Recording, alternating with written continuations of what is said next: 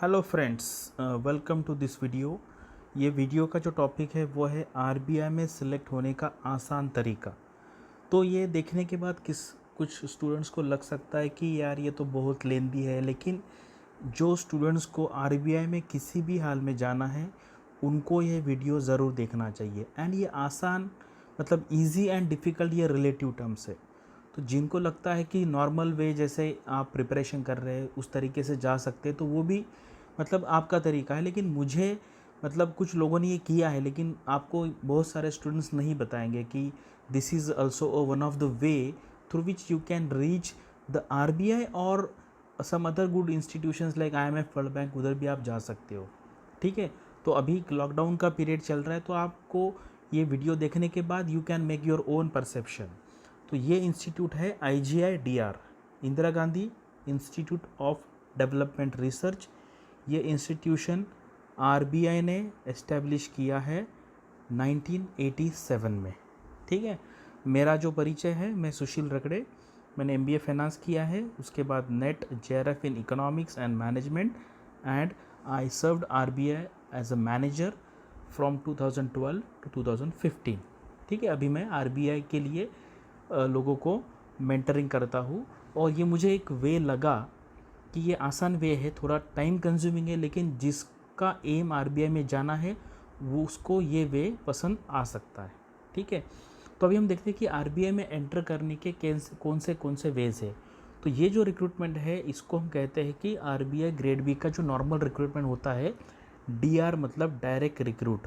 ठीक है, एक जनरल स्ट्रीम है जहाँ पर कोई भी अप्लाई कर सकता है। ये है इकोनॉमिक्स के लिए department of economic and policy research, and ये है DSIM, department of statistics and information management.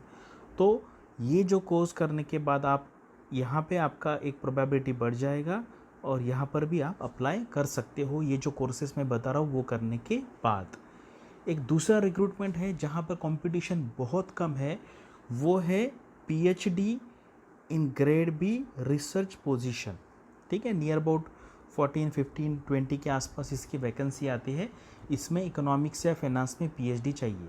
तो अभी हम ये जो IGI-DR के कोर्सेज देखेंगे वो दो कोर्सेज है, एक तो एक MSc कोर्स है एंड एक PhD कोर्स है। ठीक है, MSc in economics and PhD in development studies. तो हम पूरा आगे देखेंगे कि इसका क्या एलिजिबिलिटी क्राइटेरिया है, इसका एग्ज़ाम कैसे होता है, आप एक बार देख लीजिए।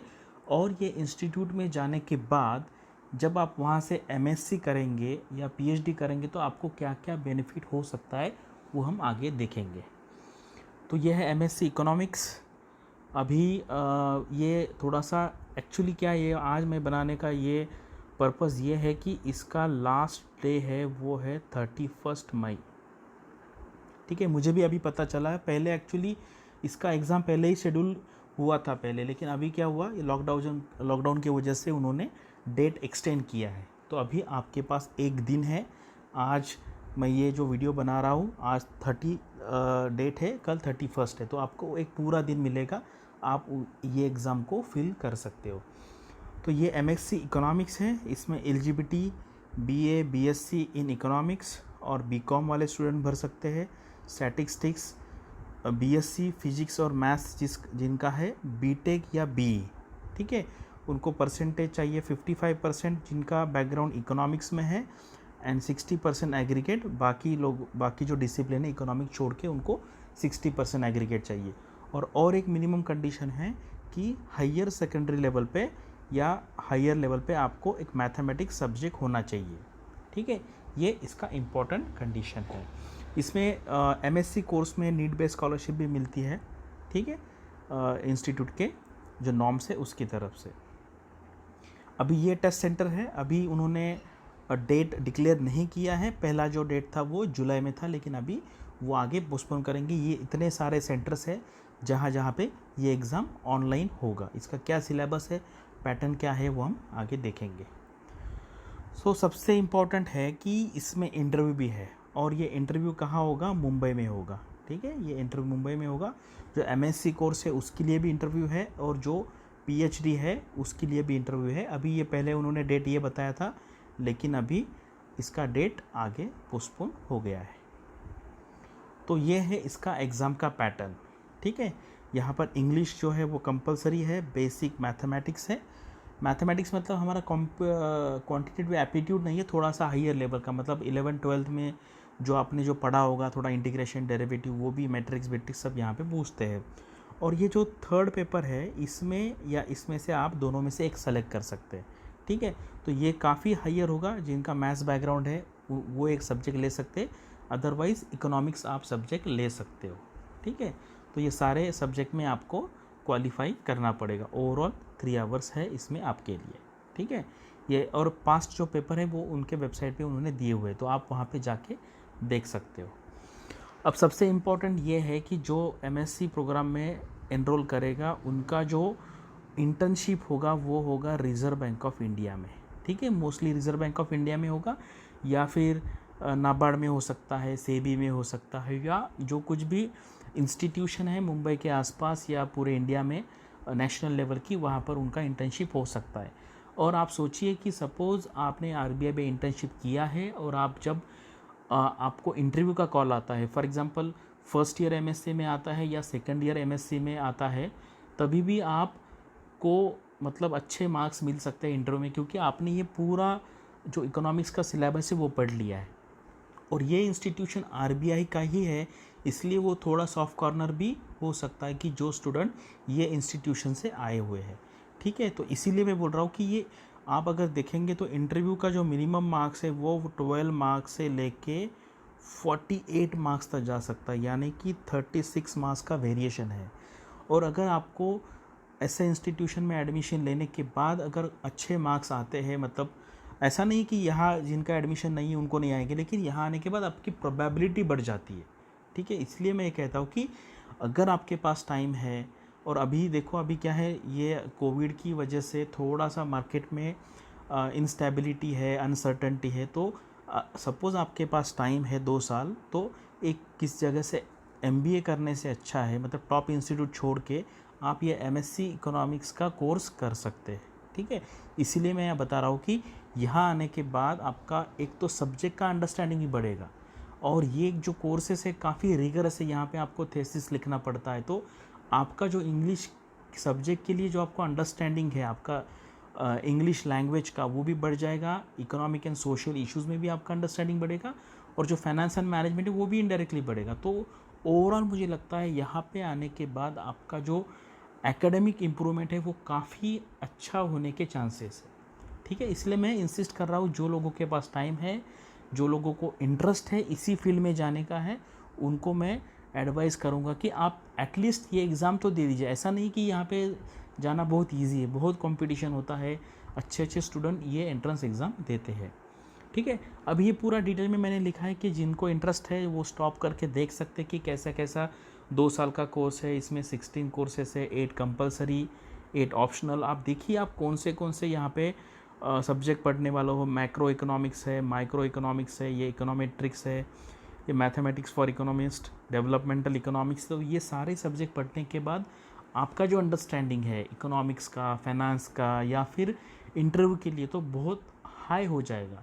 तो इसलिए आपको डेफिनेटली बहुत अच्छे मार्क्स आएंगे फेज़ 2 में भी एंड इंटरव्यू में भी। तो ये पूरा बताया कि कैसा कैसा इसका स्ट्रक्चर है, कौन से आपको ऑप्शनल सब्जेक्ट लेने हैं, कौन से स्पेशलाइजेशन है यहाँ पर। तो ये स्टॉप करके जिसको इंटरेस्ट है वो आप देख सकते हैं। तो ये ऑप्शनल कोर्सेज काफ़ी सारे हैं, अगर आप देखेंगे ना आपको पता चलेगा कि ये इंस्टीट्यूट बहुत अच्छा है, लेकिन बहुत कम स्टूडेंट को इसके बारे में पता है, ठीक है। तो ये देखो कितने अच्छे अच्छे सब्जेक्ट, अगर आप इसमें से कुछ सब्जेक्ट सेलेक्ट करते हो, देखो ये है फाइनेंस एंड इकोनॉमिक्स है, फाइनेंस एंड ग्रोथ है, यहाँ पर इंस्टीट्यूशनल इकोनॉमिक्स है। तो काफ़ी अच्छे सब्जेक्ट है, आप इसमें से सेलेक्ट करके आपका एमएससी कोर्स कंप्लीट कर सकते हैं। देखो ये 10, 20 नियर अबाउट 29 सब्जेक्ट्स है यहाँ पर, तो आपको काफ़ी ऑप्शन है यहाँ पे सब्जेक्ट सेलेक्ट करने का, ठीक है। तो अभी ये हो गया एमएससी के लिए, एमएससी इकोनॉमिक्स। तो जिनको इंटरेस्ट है एमएससी इकोनॉमिक्स करने में, इसका 2 साल टाइम है, ठीक है। तो आप ये कोर्स में जा सकते हो। ये करने के बाद आप जनरल आरबीआई ग्रेड बी तो एग्ज़ाम दे ही सकते हो, और उसके बाद जो डीपीआर है वहाँ पर भी आप एलिजिबल हो जाएंगे, और उस तरीके से भी आप आरबीआई में जा सकते हो। इसलिए मैंने कहा कि आपके चांसेस इंक्रीज़ हो जाएंगे। आप 2-2 एग्ज़ाम अगर देंगे तो आपका चांसेस बढ़ जाएंगे। ठीक है, अभी हम देखते हैं कि ये पीएचडी है, पीएचडी इन डेवलपमेंट स्टडीज़। इससे तो डायरेक्टली आरबीआई में जो ग्रेड बी पोजीशन में सिर्फ पीएचडी के लिए अलग से रिक्रूटमेंट होता है और वहाँ पे कंपटीशन बहुत कम है। लेकिन ये कोर्स के लिए क्या है, आपको 4 साल देने पड़ेंगे।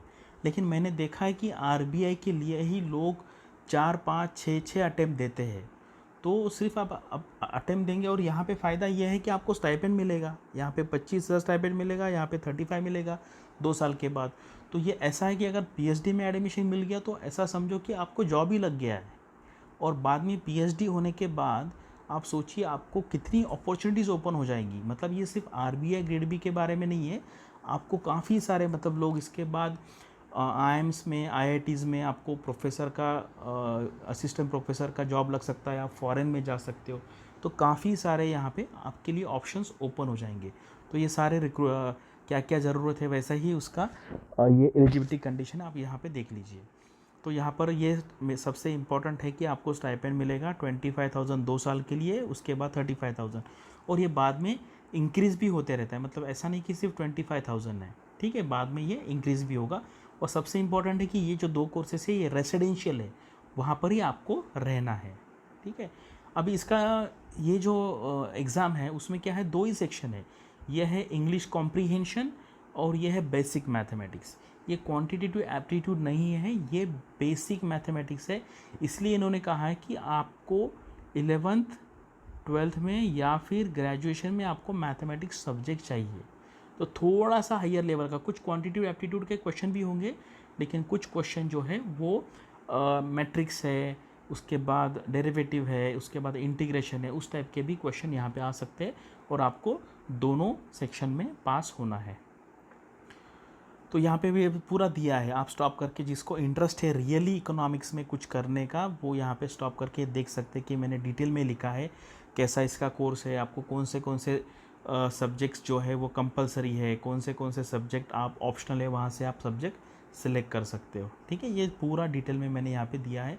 और ये फील्ड ऑफ स्पेशलाइजेशन है, मतलब आपको पीएचडी कौन से एरिया में है। देखो, इंस्टीट्यूशन ऑफ ट्रेड में कर सकते हैं, फाइनेंस एंड ग्रोथ है, उसके बाद डेवलपमेंट है, एनर्जी एंड एनवायरनमेंट, ये सारे इमर्जिंग फील्ड्स है। ठीक है, अगर ये आप कोर्स करते हो, मान लो जिसका एज अभी 21 से 24 या 25 तक है, वो लोगों को मैं सजेस्ट करूँगा कि आप ये एग्ज़ाम दे दो। इतना आसान भी नहीं कि आप, मतलब आप, कुछ लोग कहेंगे हमको नहीं जाना है, ऐसा नहीं है। मतलब ये सबके लिए ओपन नहीं रखा है, ये काफ़ी मतलब कॉम्पिटिटिव एग्ज़ाम है, ये बहुत डिफ़िकल्ट होता है। आप एग्ज़ाम दे दीजिए, अगर आपका सिलेक्शन होता है then you can decide whether to join और नॉट। ठीक है, तो आप ज़्यादा कुछ फ़ीस नहीं, मुझे लगता है 400-500 के आसपास इसका फ़ीस होगा। आप ये फॉर्म भर दो। एग्ज़ाम कब होगा, पॉसिबल है अगर आपके सिटी में है तो आप देने का ट्राई करो। और काफ़ी जिनको आरबीआई में या रिलेटेड डेवलपमेंटल इंस्टीट्यूशन में, नाबार्ड में या फिर इंटरनेशनल लेवल पे भी वर्ल्ड बैंक है, आईएमएफ जाना है, तो ये बहुत अच्छा वे है। ठीक है, कोई एक मतलब आईएम्स टॉप के एमबीए कॉलेज छोड़ के अगर आपको एमबीए करना है तो instead of doing MBA you can do this MSc economics, और ये पीएचडी यहाँ से आप कर सकते हो। ठीक है, तो आपको कुछ भी डाउट हो इस रिलेटेड तो आप यहाँ पे मैसेज कमेंट सेक्शन में मुझे आप पूछ सकते हो, या फिर मैं फेसबुक पे भी अवेलेबल हूँ, वहाँ पर पूछ सकते हैं।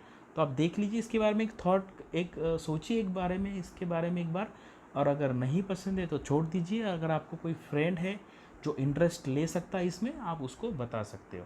ठीक है, थैंक यू वेरी मच।